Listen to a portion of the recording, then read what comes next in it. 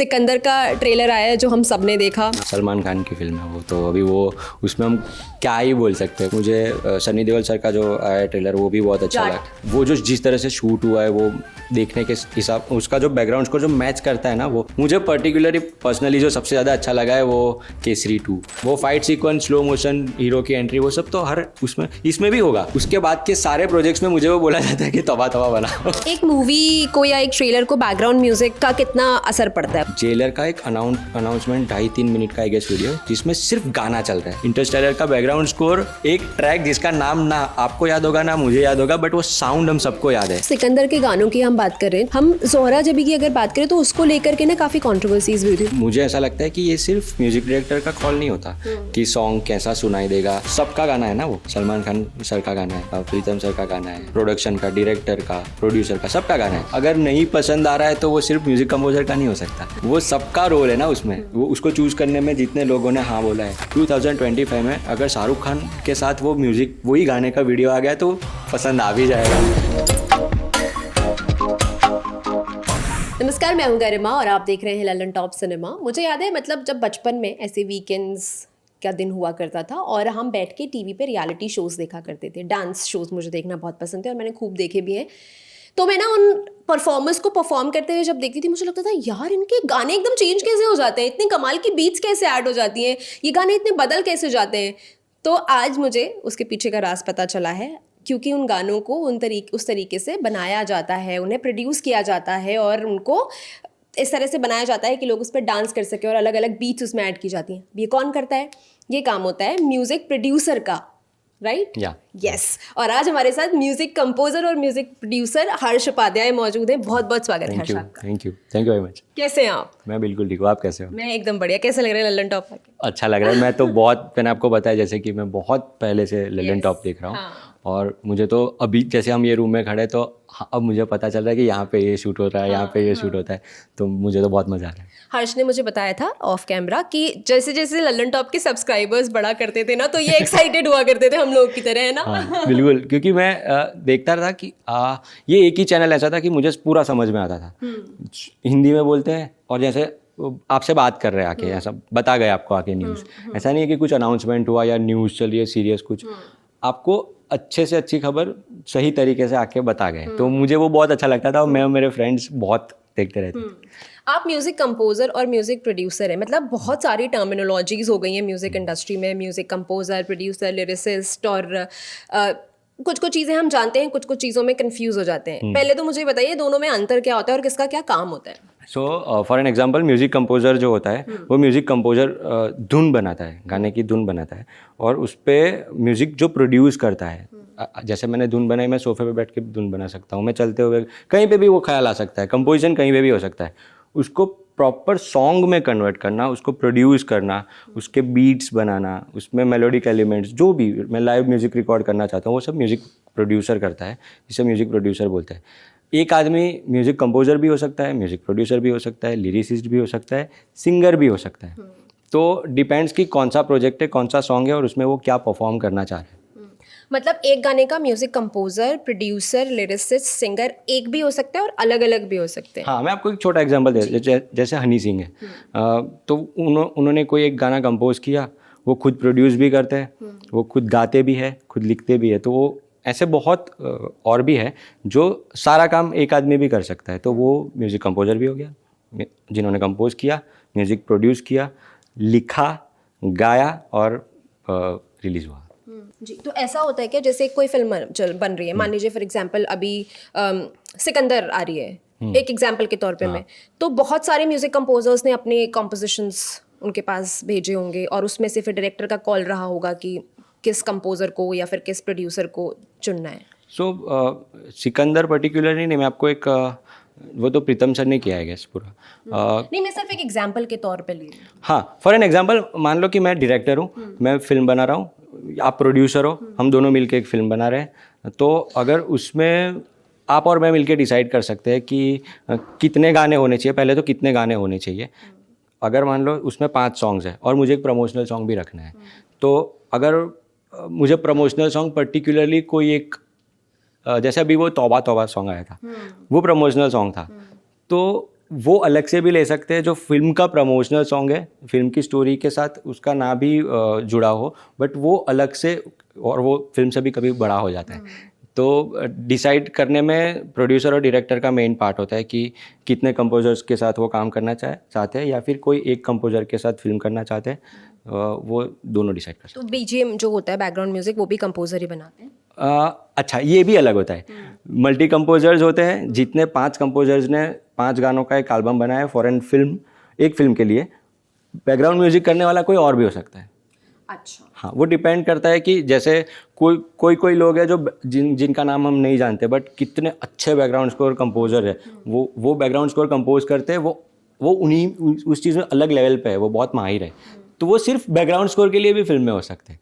सो ये be happy में मुझे बैकग्राउंड स्कोर के लिए ही बुलाया गया। I was not doing the whole film. जब रेमो सर ने मुझे बुलाया था तो उन्होंने बोला था कि मैं एक फिल्म कर रहा हूँ जिसका तू बैकग्राउंड स्कोर कर रहा है, और ये उसकी स्क्रिप्ट है। तो और एक गाना मुझे मिला था, देवी आई, जो आज ही एक आधे घंटे पहले ही रिलीज़ हुआ है वो। जब मैं यहाँ आ रहा था, रास्ते में ही मैं वो देख रहा था। सो मैं वो ही सॉन्ग कर रहा था और मैं बैकग्राउंड स्कोर कर रहा था, बट मेरे पास स्क्रिप्ट थी, तो मुझे पता था कि कहाँ कहाँ पे गाने आ रहे हैं। तो मैंने सर को बोला कि सर मैं क्या सारे गाने बना सकता हूँ, एटलीस्ट म्यूज़िक है, सुनने में अच्छा लगे तो हो जाता है। तो मैंने सारे गाने वैसे ही बनाए जो स्क्रिप्ट के हिसाब से, क्योंकि मैंने स्क्रिप्ट वही दिन जैसे मिली तभी पढ़ ली थी, और मैं समझ चुका था कि फिल्म मैं तभी जुड़ चुका था फिल्म से, और सारे गाने एक एक करके बना के मैंने उनको प्रेजेंट किया, और फिर वो नहीं बदले, वो वही रह गए। तो मतलब जितना मैं समझ पा रही हूँ कि एक फिल्म है, उस फिल्म के लिए अलग अलग म्यूजिक कंपोजर्स अपने गाने सबमिट कर सकते हैं। उसके बाद फिर वो डायरेक्टर का कॉल रहेगा या प्रोड्यूसर का कॉल रहेगा कि एक म्यूजिक प्रोड्यूसर से सारे करवाने हैं, कंपोजर से, या फिर हर गाने के लिए अलग म्यूजिक कंपोजर चाहिए। जिस तरह से मैं बता रहा हूँ ना, मेरे एक्सपीरियंस है, शायद समझने में थोड़ा अटपटा है, बट सब कुछ हो सकता है, सब कुछ हो सकता है। मतलब अगर मैं फिल्म बना रहा हूँ तो मैं पहले लिरिसिस्ट के साथ गाने लिख चुका हूँ, वैसा भी हो सकता है। फिर मैं बाद में किसी अच्छा इस कंपोजर से ये कंपोज करवा सकते हैं, ये एक एग्जांपल हुआ। मैं कंपोजर को फिक्स कर सकता हूँ, और फिर हम मिलके भी डिसाइड कर सकते हैं कि किन से गाने लिखवाने हैं। सो सारे दरवाजे खुले होते हैं। पहले क्या होता था, पहले एक कंपोजर होता था, एक डायरेक्टर होता था, और सब कुछ एक ही करता था, और वो भी बहुत अच्छी बात है। बट आज कैसा हो गया, आप जैसे सिंगर हैं, आप इंस्टाग्राम पे अपने सॉन्ग्स डाल रहे हैं, आपने कोई सॉन्ग्स रिलीज़ नहीं किए, मुझे आपका कोई गाना अच्छा लग गया, मैं डायरेक्टर हूँ, प्रोड्यूसर हूँ, मैं एक्टर हूँ, कोई भी हूँ, तो मैं आपका गाना ईजीली ले सकता हूँ। और ऐसा हो रहा है, जिससे कितने गेट्स ओपन हो गए ना। जो अगर मैं भरूच में रहता हूँ, मुझे कौन आके बोलेगा कि हाँ तू मेरी पूरी फिल्म कर ले। अच्छा, आपने इससे पहले मेरा नाम सुना था? नहीं। आपने इससे पहले मेरा म्यूज़िक सुना था? नहीं। बट एक साथ मैं अगर 12 गाने का एल्बम कर सकता हूँ एक फिल्म का, तो सोचो कितनी पॉसिबिलिटीज़ होगी। मतलब कुछ भी हो सकता है। अगर आप अच्छे म्यूजिशियन हो, आप अच्छे गाने बनाते हो, या आप कैसे भी गाने बनाते हो, वो प्रोजेक्ट के लिए आपका गाना फिट होता है, तो वो होगा ही होगा। और ये अब नॉर्मल है, बहुत नॉर्मल है। अच्छा, आपने ना स्ट्रीट डांसर में बादशाह, तनिष्क बागची और इनके क्या नाम, मीका सिंह, इन सबके साथ काम किया, क्योंकि उसमें हर गाने का ऑलमोस्ट एक अलग कंपोजर थे, वो मल्टी कंपोजर फिल्म थी। मैं आपसे ये समझना चाहती हूँ, जैसे ये कुछ ऐसे नाम हैं जो सीनियर्स हैं, आप इंडस्ट्री में बड़े हो गए हैं, तो जब आपने भी उस फिल्म के लिए काम किया, तो जो नए लोग आते हैं, जो नई पौंध आती है, उनके आइडियाज़ के लिए ये कितना ओपन रहते हैं? मतलब आपका क्या एक्सपीरियंस रहा बादशाह और मीका के साथ काम करने का? तो मेरा उनके साथ तो कोई इंटरेक्शन ही ना, क्योंकि रेमो सर डायरेक्टर थे। सो उन्होंने मुझे चूज़ किया कि तू सुनो गौर से दुनिया वाले गाने का रीमेक कर सकता है, और वो रीमेक किया था जिस पे हम स्कूल में डांस किया करते, जैसे हम बात कर रहे थे। सबने, मतलब आपने ऐसे गाने का रीमेक किया है जो हर किसी की यादों का। और मैं बहुत डर रहा था, मैं इसलिए डर रहा था कि सी शंकर सर का गाना है, वो रिक्रिएट करना है, उनको अच्छा लगेगा कि नहीं लगेगा। मेरा कंसर्न रेमो सर को अच्छा लगेगा वो बाद में था, पहले था कि शंकर सर को अच्छा लगेगा कि नहीं लगेगा। और रिक्रिएट करने में ना ऐसे जो गाने हैं जो सबको पसंद है, खास करके इंडियन देशभक्ति के सॉन्ग है, तो वो मैं सच्ची में बहुत डर रहा था। और जितनी खुशी मुझे होनी चाहिए थी ना रिलीज़ के टाइम पे, उतना डर भी लग रहा था मुझे कि यार, क्योंकि ये गाना बहुत इंपॉर्टेंट है, तो होगा। और अच्छा हुआ कि मतलब मुझे अच्छे से रिस्पॉन्स मिला उसका। तो आज जो गाना रिलीज़ हुआ है, देवी आई, उनके तो तभी मैंने सोचा था कि शंकर सर के साथ मैं कभी ओरिजिनल सॉन्ग कर पाऊँगा क्या। तो आज जो रिलीज़ हुआ है देवी आई, वो शंकर सर ने गाया है। तो जब उन्होंने कंपोजिशन सुना था, वो उन्होंने मेरी बहुत तारीफ़ की, मुझे टेक्स्ट किया था कि मुझे बहुत अच्छा लगा है कंपोजिशन और मैं गा रहा हूँ। तो वो मेरे लिए सबसे बड़ी बात हो गई। ये बताइए, म्यूज़िक कंपोज़र क्या सेट पे भी मौजूद रहते हैं या उन्होंने गाना बना के दे दिया फिर वो फिल्माया जा रहा है, किस एक्टर पे फिल्माया जा रहा है, ये उस वो सब पहले से पता होता है, कैसे कैसे चलता है? कुछ कुछ प्रोजेक्ट्स में नहीं पता होता है कि अच्छा मैंने गाना सबमिट किया है तो वो गाना हो भी रहा है कि नहीं हो रहा है, शूट किस पे हो रहा है। जैसे हम नॉर्मली पता चल जाता है कि एक्टर्स कौन है, वो तो पता चल ही जाता है, बट वो शूट कब है, उस क्या होने वाला है उस पर कभी कभी नहीं पता होता है। बट मैं पूरा इन्वॉल्व होता हूँ, मुझे तो मज़ा आता है। आप रहते हैं सेट पे? मैं तो रहता हूँ। अभी हमारा जो गणपति सॉन्ग आया है राजा, विशाल सर ने जो गाया है, तो सेम विशाल सर जैसे आप इसके आगे, सॉरी मैं कट कर रहा हूँ, इसके आगे का क्वेश्चन जो आपने पूछा ना कि ये बड़े बड़े इतने लेजेंडरी सिंगर्स है वो कैसा रिएक्ट करते हैं, विशाल सर ने जब गणपति का गाना गाया ना, वो उन्होंने, शंकर सर ने, कैलाश सर ने, सुनिधि मैम ने, मिक्का सर ने 2 सॉन्ग गाए उसमें, मुझे इतना वेलकमिंग कभी फील नहीं हुआ। मुझे ऐसा लगा कि मेरा एल्बम एक छोटा सा बेबी है और जिसको इंडस्ट्री की ये फैमिली के इतने बड़े दिग्गज लोग प्यार से उनको वेलकम कर रहे हैं कि मेरा एल्बम आ रहा है और ये सब लोग मुझे इतना सपोर्ट कर रहे हैं, वो मेरे लिए बहुत बड़ी बात है। मेरे लिए ये बहुत बड़ी बात है कि मेरा गाना शंकर सर ने गाया है, मेरा गाना मीका सर ने गाया, मेरा गाना सुनिधि मैम ने गाया, मेरा तो वो मैं बार बार रेमो सर को जाके बोलता था देखो ये हो गया, ये हो गया, ये हो गया। तो होता रहता है। Back to the point, set पे मैं जाता हूँ क्योंकि मैं भरूच से हूँ, मैंने फिल्में देख के बड़ा हुआ हूँ, मुझे सबकी तरह मेरा भी सपना था कि मेरे गाने आएंगे ऐसे, और वो शूट हो रहे तो मैं तो कहीं से भी पहुंच जाऊंगा। मैं तो पूरा 2 दिन का शूट होता है तो दोनों दिन जाता था, खाना लेके जाता था, हम खाते थे, और शूट पे अगर मैं बोलता भी था कुछ काम हो तो बता देना मैं कर दूँ। जिस पे शूट होता है वो फाइनल सॉन्ग नहीं होता है, वो रफ सॉन्ग होता है। मैंने आपको अप्रूवल के लिए सॉन्ग दिया, आपने उस पर शूट किया, कभी कभी मेन सिंगर भी बाद में आता है, तो मुझे पता है कि ये गाने का स्केल क्या है। अगर गणपति का गाना है जिसमें 300-400 लोग दिख रहे हैं तो उसके बाद मुझे कोरस कैसे रिकॉर्ड करना है, कैसे उस गाने का सोनिकली उसको फील करना है, साउंड भी उसका जैसे दिख रहा है वैसा फील होना चाहिए। तो सीखने भी बहुत मिलता है, मज़ा आता है पर सीखने में ज़्यादा मिलता है। मुझे बताइए, सुनो गौर से दुनिया वाला तो अटारी बॉर्डर पे शूट हुआ था, वो मैं जानना चाहती हूँ, वो एक्सपीरियंस मुझे किससे जानने हैं उस शूट के दौरान के? वरुण थे, श्रद्धा थी, आप थे, डायरेक्टर साहब थे? उसमें मैं नहीं था। क्योंकि वो कब शूट हुआ था मतलब मुझे भी पता नहीं था तभी, और क्योंकि मैं स्ट्रीट डांसर में जितने भी म्यूजिक पीसीज होते हैं ना, अच्छा ये बहुत बड़ा पॉइंट है, ABCD 2 स्ट्रीट डांसर, उसमें गाने सिर्फ गाने ही नहीं है, दूसरे भी म्यूजिक पीसीज है जो बैटल के होते हैं, रिहर्सल के होते हैं, इंट्रोज होते हैं, वो सारे प्रोड्यूस करने पड़ते। तो मैं सर के साथ ABCD 1 से जुड़ा हूँ, ABCD 1 2 स्ट्रीट डांसर जितने भी डांस के पीसेस होते हैं वो सारे मैं प्रोड्यूस करता था। तो मैं उसमें ही ज़्यादा बिजी था जब ये सब, मैं सुनो गौर से के शूट पे नहीं था। बट वहाँ तो अभी वहाँ वो जगह ही वैसी है कि वहाँ पे शूटिंग चल रहा हो या ना चल रहा हो आपका गूज़बम्स हमेशा रहते ही है। और मैं अभी तक गया भी नहीं हूँ वहाँ पे, और मैं जाऊँगा वहाँ पे और मेरा गाना वापस प्ले करूँगा वहाँ जा कर के। ये जो राजा गणपति का सॉन्ग है बी हैप्पी का, अच्छा ये 2 साल पहले ही हमने बना दिया था 2023 में। तो जब भी गणपति का, उसके बीच में 2 बार गणेश चतुर्थी आई थी, तो मुझे बहुत ऐसा हो रहा था कि यार मेरा गाना, जैसे लाल बागचा राजा, वो जो मैं टीवी पे लाइव देखते हैं हम, जब वो उनकी पूरी विसर्जन की प्रक्रिया होती है और जब राजा आता है तो वो इतना म्यूज़िक बजाते हैं, गुलाल होता है, तो मैं वो म्यूट कर देता था और फ़ोन में हमारा राजा सॉन्ग चला देता था और ऐसे मैच करता था, क्योंकि कब आएगा। बट अभी फाइनली आया, तो इस बार मैं बहुत खुश हो जाऊंगा जब गणेश विसर्जन के टाइम पे मैं वो बजेगा। क्योंकि मैं, रेमो सर, हम सब गणपति के जब दर्शन करने जाते थे तो वो गाना वहाँ प्ले करके आए, बट तब वो सिर्फ हमारे पास था, रिलीज़ नहीं हुआ था, अब रिलीज़ हो गया है। हाँ, अभी मैं परसों गया था सिद्धि विनायक, वो सिर्फ वो गाना रिलीज़ हुआ राजा, तो वो प्ले करने के लिए गया था कि ब्लेस कर दो। विकी कौशल बहुत अच्छे डांसर है, मतलब वो जिस गाने में डांस कर रहे होते हैं, परफॉर्म कर रहे होते हैं, तो वो एकदम कमाल निखर के आता है स्क्रीन पे। कैसा है विकी के साथ काम करना? मतलब एज एन एक्टर तो हम सब जानते हैं वो कमाल के हैं, अभी छावा उनकी आई है। तो उरी के सेट पे तो मैं कभी गया नहीं ना, मैं कभी उनके, वो शाश्वत भाई बता पाएंगे कि वो कैसा है, बट आई नो पर्सनली, मतलब मैं विकी भाई को मिला हूँ पहले, और मैं उनको बहुत पहले से देखता आ रहा हूँ, जैसे वो काम कर रहे हैं तो वो ऑब्वियसली बहुत ही कमाल ही कर रहे हैं, अभी तो वो ही छाए हुए, छावा ही छाए हुए तो वो अच्छे ही है। बट मुझे उरी के सेट पे पर्सनली उनका कोई, या ना मैं सेट पे गया हूँ, मैं सिर्फ एज ए म्यूज़िक प्रोड्यूसर उस टीम का पार्ट था, जो one of the music producer, जो शाश्वत चलते हुए जो जिनका भी कल हम बात कर रहे थे ना, वो मूवी इसका ट्रेलर आया केसरी 2 का, वो भी उन्होंने किया है, तो वो एक अलग है। हम अभी जो बात कर रहे थे, हम इस पे बात करने वाले, 2 टीजर एक टीजर 2 ट्रेलर आए और तीनों में कुछ कुछ चीजें हाँ अच्छी हैं, कुछ कुछ चीजें मतलब ये आप ही बता सकते हैं बैकग्राउंड म्यूजिक के हिसाब से कि आपको क्या पसंद आया, क्या आपको लगा किस पे और काम हो सकता था। सिकंदर का ट्रेलर आया है जो हम सब ने देखा, हाँ। मतलब वो 24 घंटे में 40-50 मिलियन के आसपास हो गया था ट्रेलर।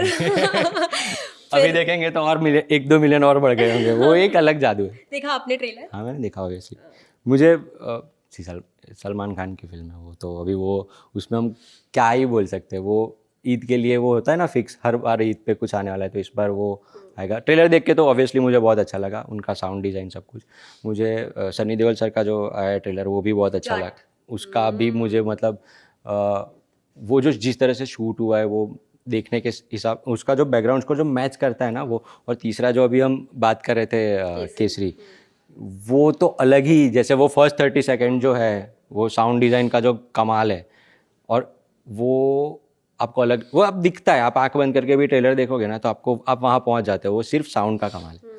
तो शाश्वत भाई की फिल्म में साउंड हमेशा बेस्ट ही होता है। एक मूवी को या एक ट्रेलर को बैकग्राउंड म्यूजिक का कितना असर पड़ता है उस पूरे उसमें?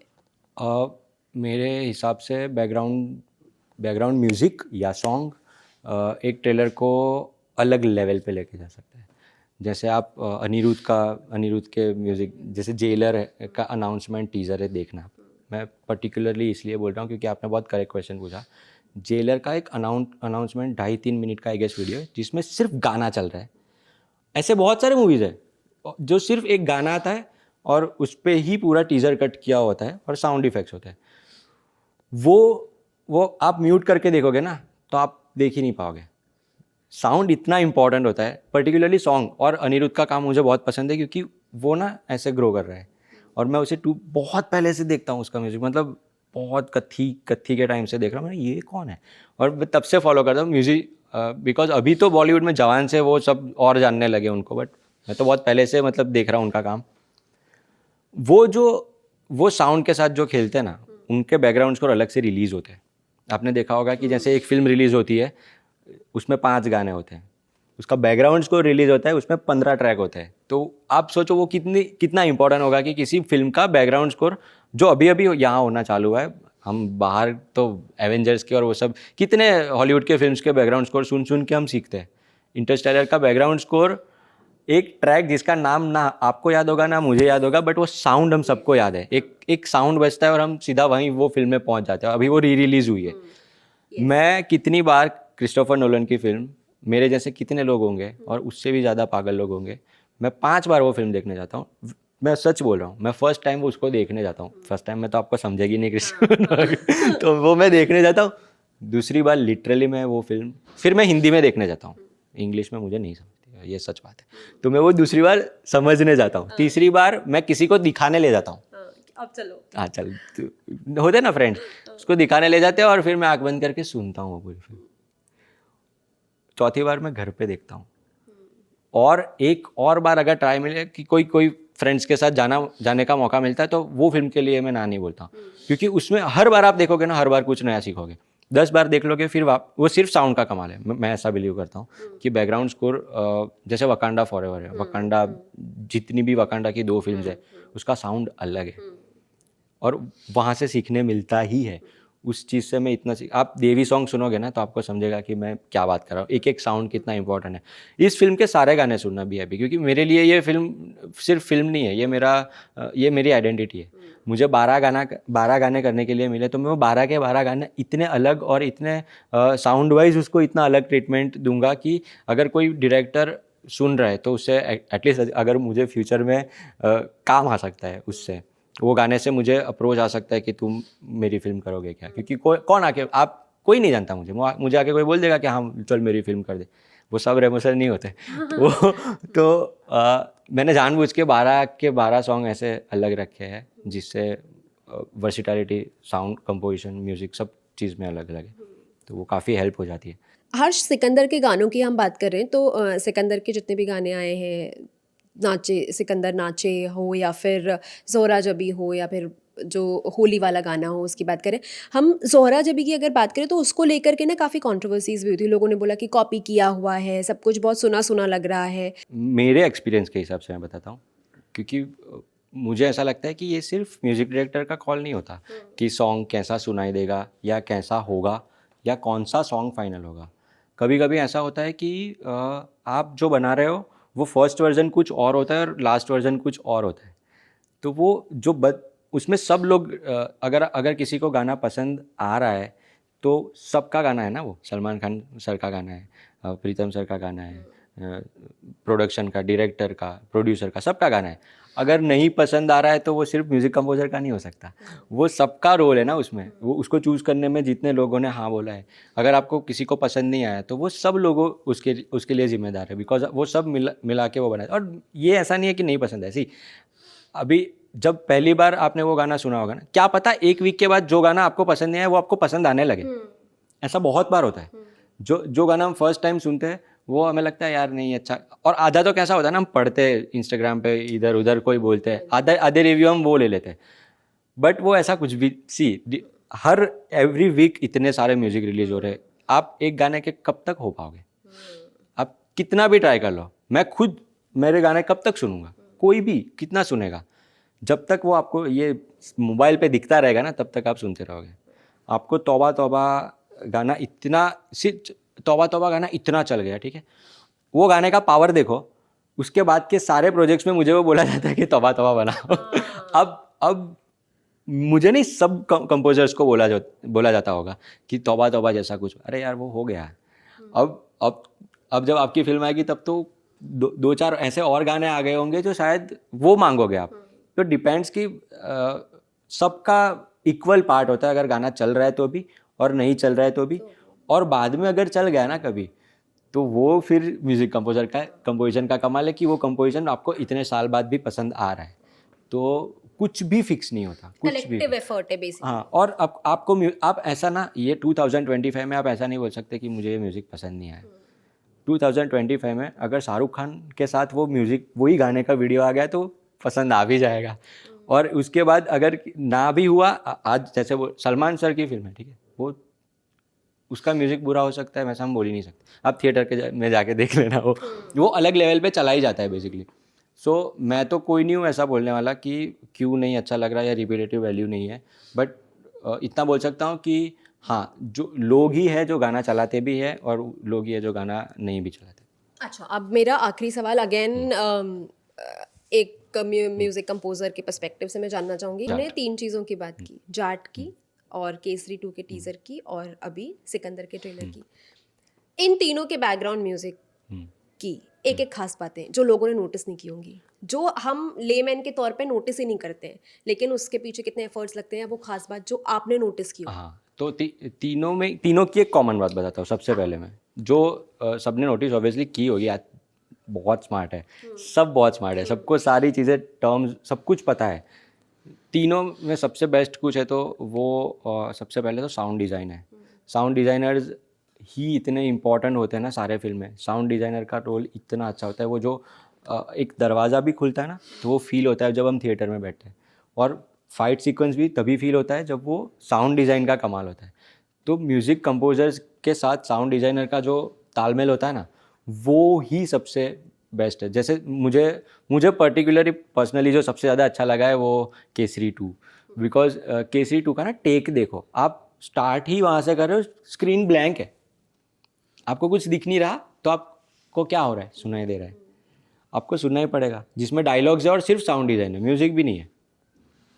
अच्छा, टीज़र में आपने 30 सेकेंड ब्लैंक रख दिए है, ये कितना स्मार्ट डिसीजन है। अच्छा, रिस्क भी है, रिस्क भी है और स्मार्ट डिसीजन भी है। और टीज़र होता ही 1.5 मिनट का है, उसमें आपने 30 सेकेंड ब्लैंक रख दिए और गन शॉट्स हो रहे हैं और डायलॉग सुना रहे, आप समझ गए कि ये किसकी बात कर रहे हैं। और उसके बाद वो फिल्म ओपन हो रही, माँ कुएं में मत कूदना। हाँ, माँ कुएं में मत कूदना, और वो सीधा अपने को सीधा कनेक्ट कर जाता है। और फिर दिखता है तो उसकी, ये जिसका भी डिसीजन होगा ना ये 30 सेकेंड का, वो जीत गए। वो उसने कुछ अलग कर दिया जो दूसरे नहीं कर पाए। सो ये डिसाइड करना ना, ये अपने आप में बहुत बड़ी बात है। तो मुझे भी देख के मैं खुश हो गया यार, ये कुछ अलग देखने मिला, रेगुलर से अलग देखने। वो fight sequence, slow motion, hero की एंट्री, वो सब तो हर उसमें इसमें भी होगा, बट वो एक लीड जो ली ना उन्होंने, तो वो मुझे बहुत अच्छा लगा। नो एक्स्ट्रा डायलॉग बाजी, सिर्फ 2 शब्द बोल के अक्षय कुमार खत्म कर देते हैं। कर देते हैं। और जब वो दिखाते भी है पूरा सीन और एक एक चीज़, और वो बहुत कनेक्ट होती है, मतलब और डिटेल में मैं क्या बताऊँ, वो देख के ही फील हो जाती है मुझे उसमें। हम सन्नी देओल, सबसे सन्नी देओल है भाई। वो इस बार हैंडपंप नहीं पंखा उखाड़। वो कुछ भी करेंगे, वो आगे खड़े रहेंगे तो भी हमें देखना। आपको पता ही है अभी उनकी कितनी फिल्में आती है, गदर 2 के बाद ही आई है, तो अब 2 साल बाद अगर एक दूसरी आ रही है तो हम तो वो देखेंगे ही देखेंगे, हम फैन है। तो वो उनके लिए ना कुछ अलग से कुछ कमेंट नहीं है। सन्नी देओल की फिल्म है, वैसे ही सलमान खान ईद जो कॉम्बिनेशन है उस पे जो आ रहा है, सिकंदर का तो अभी कितना वेट कर रहे थे लोग, तो वो अपने आप में मस्त है। मुझे तीनों म्यूजिक की वो एक चीज जो लोगों ने नोटिस नहीं अभी मैं वैसे नहीं बोल सकता कि किसने क्या नोटिस नहीं किया, बट ज़्यादा म्यूजिकल, तीनों में ज़्यादा म्यूजिकल, मेलोडी वाइज जो लोग एंजॉय करते हैं, पब्लिक का जो म्यूजिक है वो सिकंदर का म्यूजिक है। इंटेंस जो फील गूज़बम्स आते हैं वो केसरी 2 का मुझे पर्टिकुलरली ऐसा लगता है। और जाट का तो मुझे मतलब वो एक्शन देख के वो तो मज़ा ही आ गया उसमें सन्नी देओल का। Okay, thank you so much Harsh इस बातचीत के लिए। और आपकी ये जो एल्बम है, जो पूरी फिल्म के आपने गाने किए हैं, वो लोगों को खूब पसंद आए। हम उम्मीद करते हैं कि इन गानों को उतना ही प्यार मिलेगा जितना आपके पुराने गानों को मिला है, और हम आपको और फिल्मों में सुन पाएंगे, आपके गानों को और फिल्मों में सुन पाएंगे। बहुत बहुत शुक्रिया ललन टॉप के साथ जुड़ने के लिए। Thank you so much. आपको ये इंटरव्यू कैसा लगा आप कमेंट करके ज़रूर बताइएगा। और जिन हम तीनों ट्रेलर टीजर्स की बात कर रहे थे उनके बारे में भी अगर आपको कुछ कहना हो तो कमेंट करके हमें ज़रूर बता सकते हैं। मैं हूं गरिमा, आप देख रहे हैं ललन टॉप सिनेमा। शुक्रिया।